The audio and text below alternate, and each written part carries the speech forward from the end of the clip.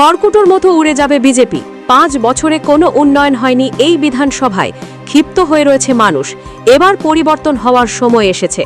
শনিবারের নির্বাচনী ভোট প্রচারে বেরিয়ে বিজেপিকে তোপ নদিয়ার চাকদা বিধানসভার তৃণমূল প্রার্থী শুভঙ্কর সিংহের। বাড়ি থেকে বেরিয়ে মন্দিরে পুজো দিয়ে বর্ণাঢ্য শোভাযাত্রার মধ্যে দিয়ে নির্বাচনী ভোট প্রচার শুরু করেন তৃণমূল প্রার্থী শুভঙ্কর সিংহ। রাজ্যের একাধিক প্রকল্পের নমুনা ছিল এই শোভাযাত্রায়। লক্ষ্মীর ভাণ্ডার, সবুজ সাথী, যুবশ্রী সহ একাধিক প্রকল্পের ট্যাবলো সাজানো হয়।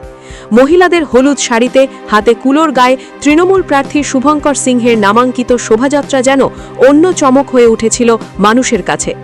হুটখোলা গাড়িতে করে মানুষের কাছে পৌঁছে যান তৃণমূল প্রার্থী, আশীর্বাদ নেন সকলের কাছে। প্রার্থীকে কাছে পেয়ে ফুল ছিটিয়ে, শঙ্খ বাজিয়ে, উলুধ্বনি দিয়ে আশীর্বাদ করেন প্রবীণ ব্যক্তিরা। শুধু তাই নয়, নির্বাচনী ভোট প্রচারের শোভাযাত্রায় সাবেকি বাদ্যযন্ত্র ঢাকের তালে মেতে ওঠে তৃণমূল কর্মী সমর্থকরা। কর্মীদের দাবি, এবার জয় নিশ্চিত, কারণ 5 বছর বিজেপি ক্ষমতায় থাকাকালীন কোনো উন্নয়ন হয়নি এই বিধানসভায়। মানুষ এমনিতেই ক্ষিপ্ত হয়ে রয়েছে। ভূমিপুত্র তৃণমূল প্রার্থীকে পেয়ে চাকদা বিধানসভার তৃণমূল কর্মী সমর্থকরা খুবই খুশি। তীব্র তাপপ্রবাহের মধ্যে দিয়ে লাগাতার চালিয়ে যাচ্ছেন নির্বাচনী ভোট প্রচার। এখন দেখার বিষয়, চাকদা বিধানসভা কার দখলে থাকে। খেলা কি হবে সবুজ আবিরের, নাকি আসন দখলে রাখবে বিজেপি, তা ফল ঘোষণার পরেই বোঝা যাবে। নদিয়া থেকে অর্ণব মজুমদারের রিপোর্ট, স্টিং নিউজ। বিধানসভা টানটান উত্তেজনা নির্বাচনী ভোট প্রচার চলছে। একদিকে বিজেপি প্রার্থী রয়েছে, অন্যদিকে আপনাদের শুভঙ্কর সিংহ রয়েছে, তৃণমূলের মনোনীত প্রার্থী। কতটা ঝড় বইতে পারছে? ঝড় বইতে এক পেশে ঝড়। চাকদার উপকার আমরা খুঁজছিলাম এতদিন ধরে। স্বাধীনতার পরবর্তীকালে যেরকম কল্যাণী বিধানচন্দ্রের হাত ধরে হয়েছে, তেমনি চাকদার উপকার খোঁজা হচ্ছিল। চাকদার শুভঙ্কর সিংকে আমরা পেয়ে গেছি।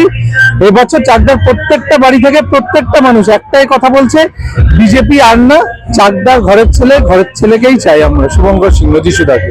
চাকদার একদম ঘরের ছেলে যাকে বলা হয় ভূমিপুত্র, সেখান থেকে দাঁড়িয়ে হাতে সময় কম রয়েছে আপনাদের কর্মী সমর্থকের সঙ্গে। রণকৌশলটা কতটা আপনার? রণকৌশল তো এটা আমাদের একদম দলীয় স্তরের, কিন্তু রণকৌশলে তো মানুষের বাড়ি বাড়ি পৌঁছানো, মানুষের কাছে পৌঁছানো। সত্যি কথা বলতে সারা বছরই যিশুদাকে সবাই সব সময় পায়, সব সময় দেখতেও পায়, কাছে পৌঁছয়। আমাদের নতুন করে রণকৌশল ঠিক করার নেই, শুধু রণকৌশল একটাই, মানুষ নিয়েছে যে বিজেপি আসলে মুড়ো ঝাঁটা দিয়ে কিভাবে বিজেপিকে তাড়াতে হয়। এখন শুধু সময়ের অপেক্ষা বলতে যিশুদা যে কথাটা বলে, বঙ্কিম এখান থেকে সাঁতার কেটে হরিণঘাটা পর্যন্ত যাবে, সেই সময়ের অপেক্ষাটা আমরা করছি। 4 মে মাসে 7 তারিখে আমরা সকলে মিলে অপেক্ষা করছি। সৌরভ চক্রবর্তী, নদিয়া জেলা তৃণমূল কংগ্রেসের সাধারণ সম্পাদক।